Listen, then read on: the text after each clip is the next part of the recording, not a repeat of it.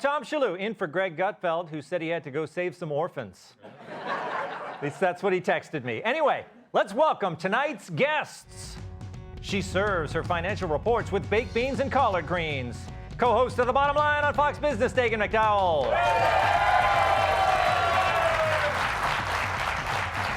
He took me out to dinner and he asked for a copay. Host of Ask Dr. Drew, Dr. Drew Pinsky. When she goes on a rant, she packs a suitcase. Fox News contributor Kat Tim.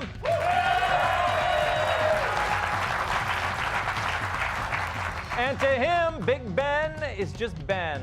The NWA's World Heavyweight Champion, Tyrus!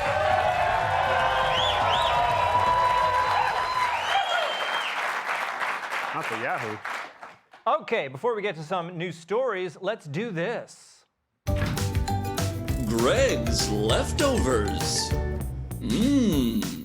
Yes, it's Leftovers, where I read the jokes we didn't use this week. And just like Greg does it, this is my first time reading these. Okay, here we go.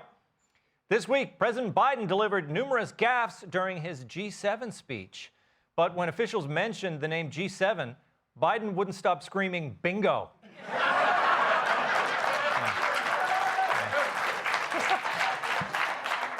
A new study finds that New York City ranked dead last as worst places to start a career.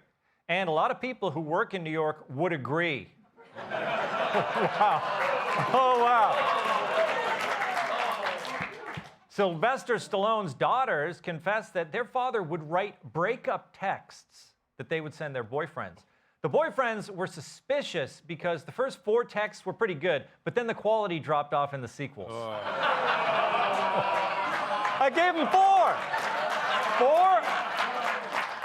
4? During an episode of The View, Whoopi Goldberg gave Sunny Hostin a lap dance since she said she'd never seen one. Witnesses say it's the first time people threw cash to stop a lap dance.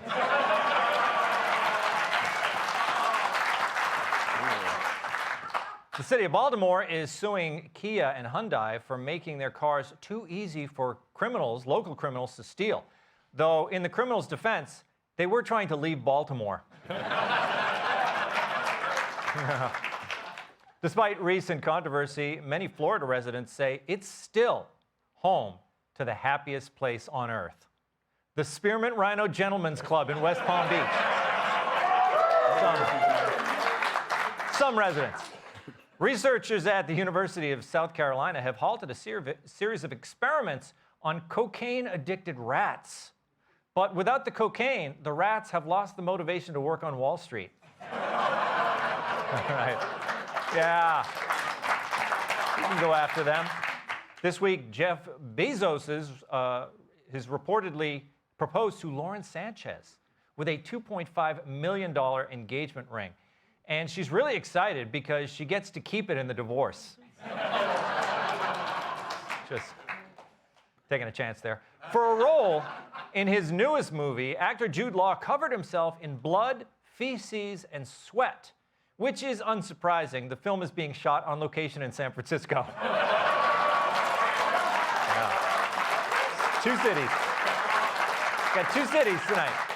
Finally, the NAACP has advised against visiting Florida over policies it considers hostile to Black Americans, like sending illegal immigrants to Martha's Vineyard where Barack Obama lives. All right. Now to some news. Even CNN hacks know no one wants another cup of joe. Turns out President Biden is not so popular with the American people. Also, the sun is hot.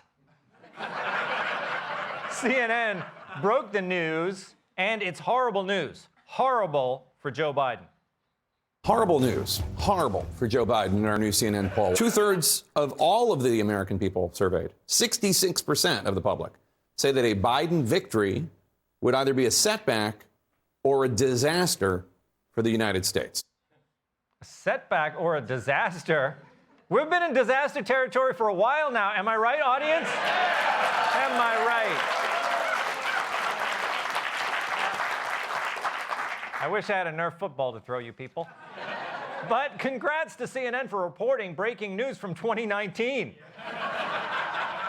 Meanwhile, the Surgeon General Supreme, Dr. Jill, fell flat while giving a speech in Washington, D.C. yesterday, saying she went over like a lead balloon would be an insult to my favorite Led Zeppelin cover band, Lead Balloon. Watch. I found that the common values that unite us are deeper than our divisions. And I thought you might clap for that. You know you're on the road to victory when you're channeling this guy. Get back in the business of creating a more peaceful world. Please clap. He said, please.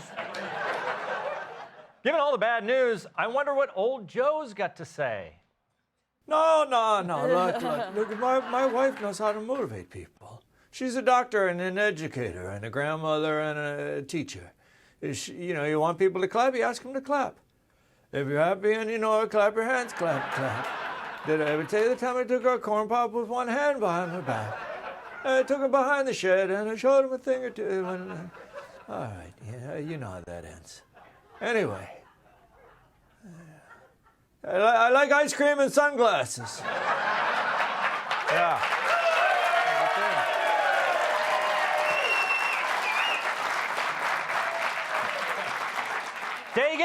Dagan, what do you think? Do you believe this poll, and what do you think it means? Oh, yeah. And I'd like to explain to Jill what just happened in country terms.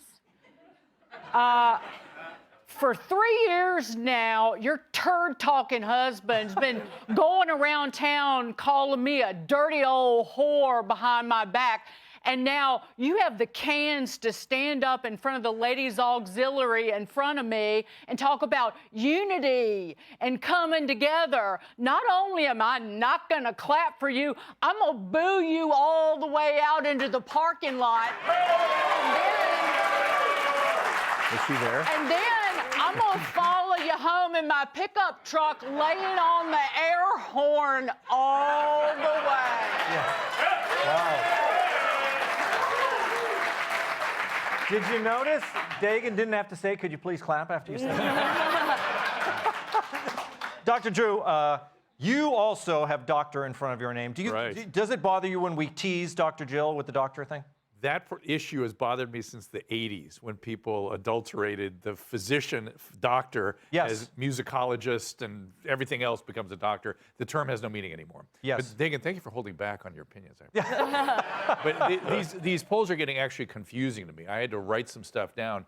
People need to be aware, though, that 41% are calling him a disaster, right, if he wins, but 44% Trump also saying the same thing. And 26% say setback. Well, here's where Trump has the advantage. Only 12% saying his presidency would be a setback. Really? Also, that is good news, right? It's good news. Also, something that jumped out at me in these polls, 40%, he's got a 40% approval rating, the lowest since, I wonder if anyone alive knows this, Dwight Eisenhower. Who knew he was so unpopular? I thought everybody liked Ike. I thought so too. Yeah. But these polls are teaching us things. They're just confusing. It's really, again, it's the press deciding what they want to report and where. But yeah, I mean, I think polls are different now, because back in his day, people had to ride up on a horse and yell into your window. True. Right? So I don't know if you can trust the polls that are so far off. Kat, do you agree with CNN's reaction? I mean, you got to hand it to Jake Tapper. He was giving him the bad news, right? Yeah, he's giving him the bad news, but isn't like just watching Joe Biden the bad news? Right?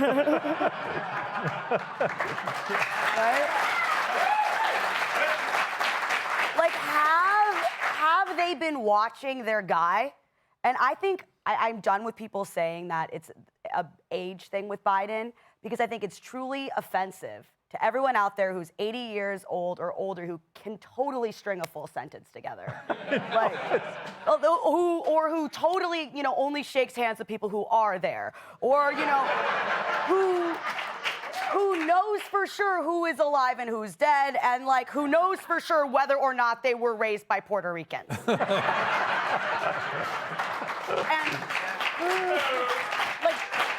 Joe Biden loves to say the whole age is just a number thing, and honestly, he has taught me that is true more than anyone else, but just not in the way that he thinks.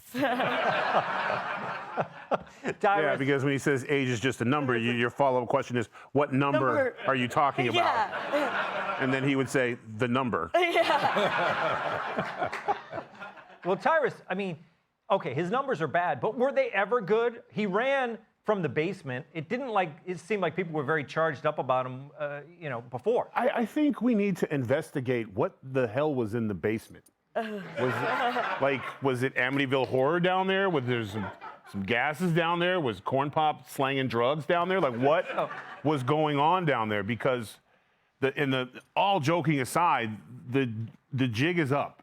Everyone gets it now. The G7 speech was so bad that they realized that he can't negotiate or present. And that's why for 97 days, there's been an appointment to meet with the president from the GOP to discuss how we're going to fix the debt ceiling and all this other stuff. And he won't meet with them. And they know why. Because they'd walk in and McCarthy would come out and go with no tie on, going, we in trouble. Yeah. We've got what?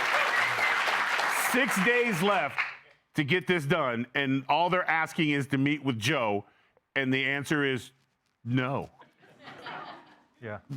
If you work for the federal government, it's time for a side job.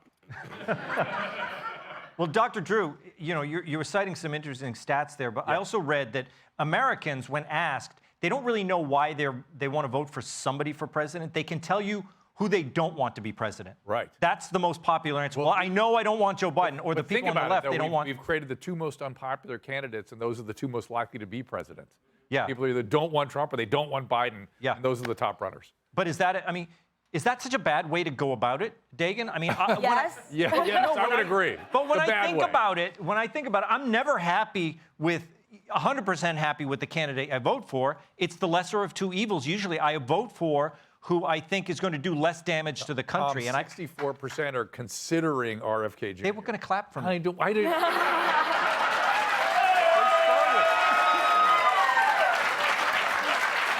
Dr. Buzzkill over there. But I interrupted Dagan more I know. importantly. So. But Dagan, I mean, you're oftentimes, I find, you're motivated by negative energy. What are you saying, Tom? I mean, if that drives you. Excuse me? Really? Well, let's get somebody else in the chair. I know one thing that I know nothing, and I remember when Trump was first running, everybody dismissed him, including me. I called him the summertime, it was in 2015, the summertime boyfriend. It was like that everybody would forget about. Who you hooked up with when you were drunk on tequila for 3 months. And he wound up being president a little more than a year later. So whatever we think we know now is absolutely dead wrong. But I blame Jill. Jill needs to get in charge of this. If you have a friend who constantly comes over every time she comes to your house for a cocktail party and her husband barfs in your bedroom or steals your Valium out of the medicine cabinet, you don't blame him, you blame her. Yeah. I like that. Why is she not in charge of him? She needs to get control. Jill. It's true. Okay, up next. Hey, Sean Hannity here. Hey, click here to subscribe to Fox News YouTube page and catch our hottest interviews and most compelling analysis. You will not get it anywhere else.